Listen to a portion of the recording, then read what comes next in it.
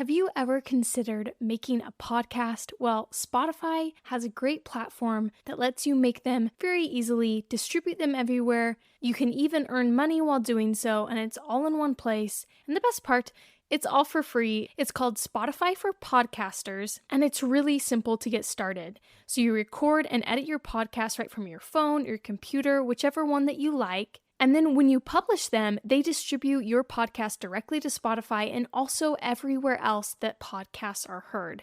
You can do video podcasts, you can interact with your audience with Q&As and polls. And once they're up and running, like I mentioned before, you can even earn money through your podcast in a variety of ways through things like ads and podcast subscriptions. And of course, it's totally free to use. There is no catch. When I started Plant School, I used Spotify for Podcasters, and I continue to use it because I love it. It's super easy to use, and it gives me everything that I need as a podcaster. So if you have ever wanted to start your own podcast, I highly recommend that you try out Spotify for Podcasters. You can download the app or go to www.spotify.com/podcasters to get started. Hello and welcome to the Plant School podcast. You might be able to see and also hear that I am feeling better from that cold I was dealing with 2 weeks ago.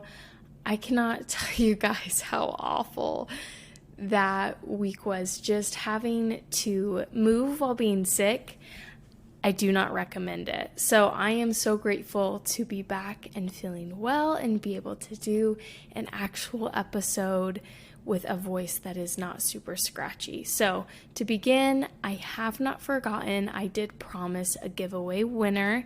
And as of right now, giveaway winners are chosen by someone who has left a review on Apple Podcasts. And I have had people throw around different ideas because I know not everyone uses Apple. In fact, I think a slight majority of my audience listens more on Spotify. So there were some options thrown around of maybe doing giveaways based on who shares the podcast on Instagram, and that's how you enter in. Or someone even mentioned that you could answer a quiz question at the end of the episode, and if you get it right, you are entered into the giveaway. So it would be like a question related to the episode that you hopefully had just listened to. Or some people were wanting to do it like I used to do it, where you just share it with a friend and let me know. So I'm going to include a little poll on Spotify. Again, you see the discrepancies here. It's like leave a review on Apple Podcasts, but come over to Spotify and answer my poll. So it's kind of hard to have people going back and forth. But if you are listening on Spotify, weigh in what you would like to do. We can do a combination of both where you can share it on Instagram and that enters you in, or if you would rather just leave a review and you can be entered in that way. So just let me know what you as a listener would prefer. But for today, I'm going to be choosing someone who left a review on Apple Podcasts.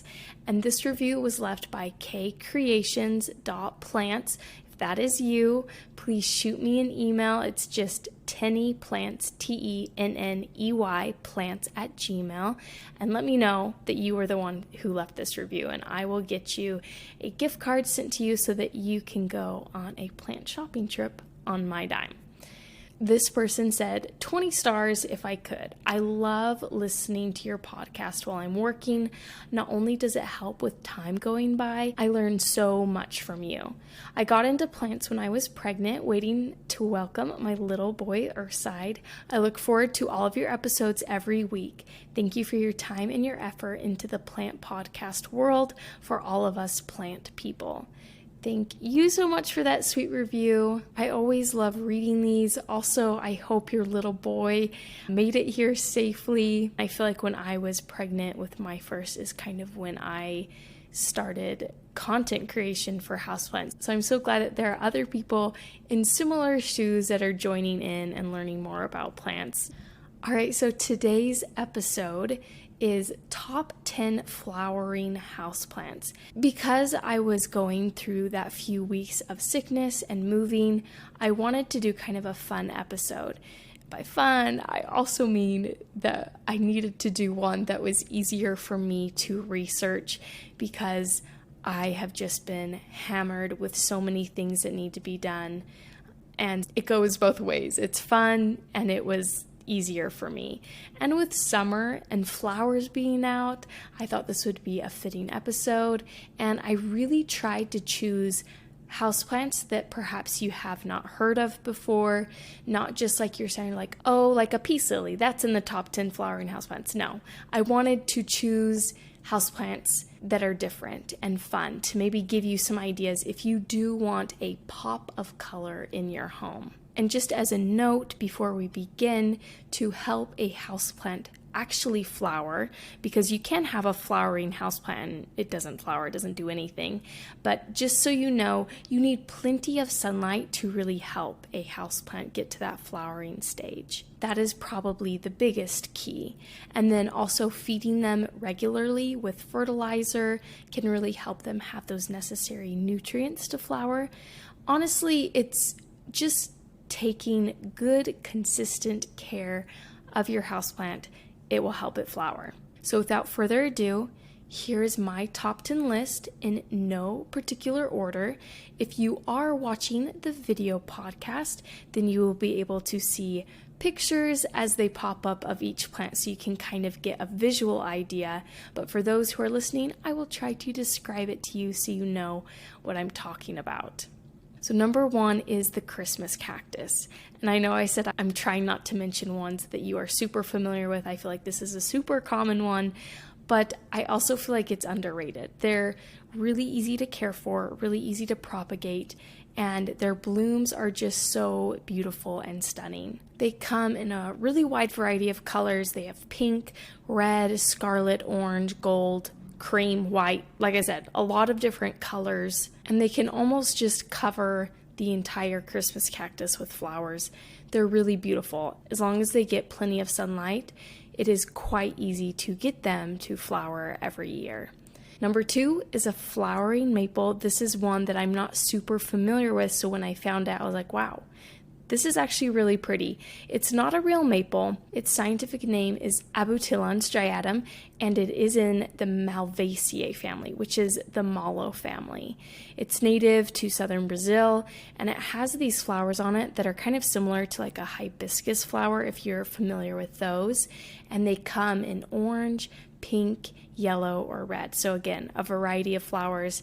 It's a really interesting one, not one that's super common. Moving on, number 3 is jasmine. And initially when I saw this plant kept popping up when I was researching, I thought it was more of just an outdoor plant, but there are actually some varieties that do really well indoors if they do get strong light and they are pruned regularly. So the Madagascar jasmine is one that's recommended to be an indoor houseplant, and they have these small star-shaped flowers and they're very fragrant. I think a lot of people are familiar with the smell of jasmine because it is such a classic flower smell. Number 4 on my list is the guppy plant or the goldfish plant. They're called both of those common names. It's in the Nematoanthus genus, and it has these little orange flowers that resemble a goldfish, hence the name, the guppy plant or the goldfish plant. They're actually really adorable. I love how they not only have a botanical feel, but also a sort of marine feel to them because they do look like little fish swimming around in your plant. Number 5 is the lipstick plant.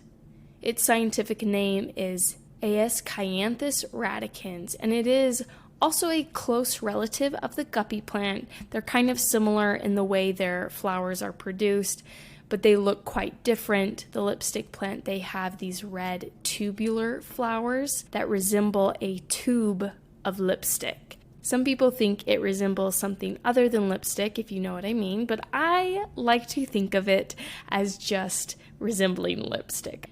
Now that we're halfway, I want to pause and take a quick break to tell you more about the sponsor of today's episode, and then we will jump back in to the next 5 top flowering houseplants. Today's podcast episode is sponsored by Tree Leaf. As a houseplant owner, you're often looking for ways to turn your plants into decor pieces, right? And Tree Leaf makes this possible. Their mission is to help everyone bring more greenery indoors, and how they do this is by bringing in functional plant accessories that not only help with plant growth, but also turn them into beautiful pieces for anyone to enjoy. Those accessories being these really high quality wooden trellises. They are made with locally sourced lumber right in Atlanta, Georgia, USA. They come with different finishes like cherry, walnut, and cedar, and their trellises are all botanically inspired, which is probably my favorite part. So some of their best-selling ones include ones that are shaped like monstera leaves or palm leaves. Not only is it making your houseplant look better, but honestly, the trellis itself is a work of art on its own. You can find them at TreeLeaf, TRELEAF.shop, and you can check out all of their trellises. Guys, I'm telling you, they are beautiful. In my opinion, they are such a step above those basic moss poles that you often see. I highly recommend that you check out Tree Leaf next time you are shopping for a trellis for your houseplants. Listen to the 48 Hours podcast for shocking murder cases and compelling real-life dramas from one of television's most watched true crime shows. Go behind the scenes of each episode with award-winning CBS News correspondents and producers in Postmortem, a weekly deep dive. Listen to 48 Hours wherever you get your podcasts. All right, and jumping back into our top 10 flowering houseplants, number 6 is the Calamandan orange, and this one's really fun. So it's a plant that's a hybrid between a mandarin orange and a kumquat. So it not only is producing these small orange fruits, it also has really fragrant flowers. If you have ever been around orange trees, I'm sure you know how wonderful they can smell.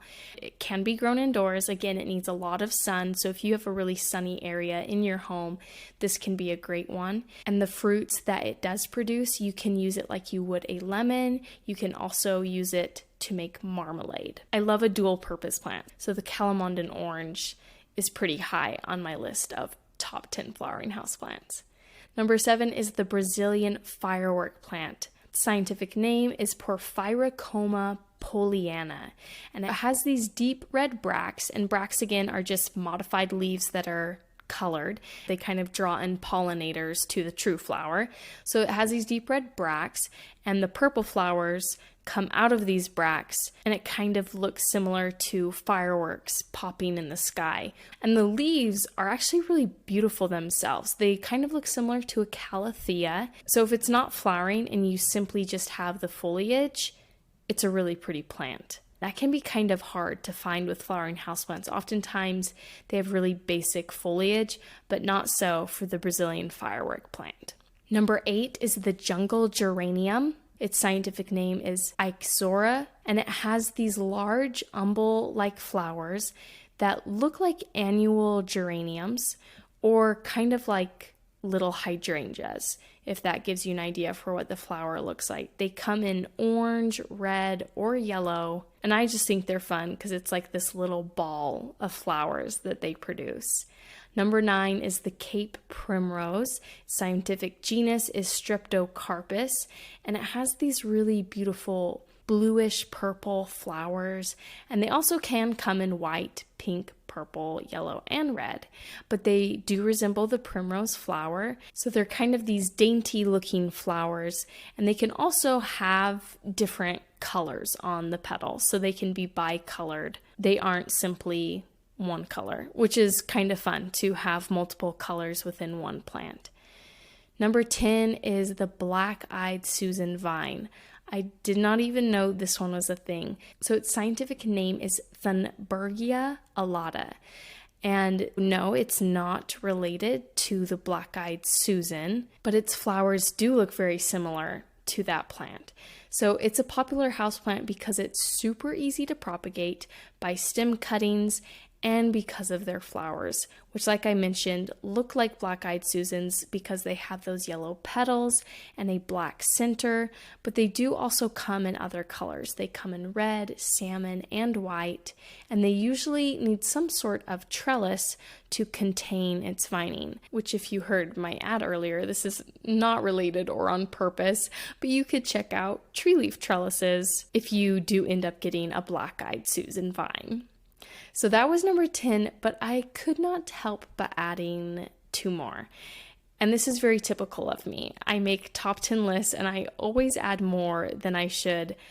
But guys, when I'm trying to whittle it down, it's just so hard. So number 11 is the Gloxinia. Its scientific name is Sinningia speciosa. So it is another Brazilian plant, and it has flowers that kind of resemble almost like a small rose. But they do come in white, pink, red, blue, purple, and some are bicolored, similar to the Cape Primrose, how those could have different colors too. I just thought this one was really unique because it does have that rose-like quality, and you do not often see that with indoor houseplants.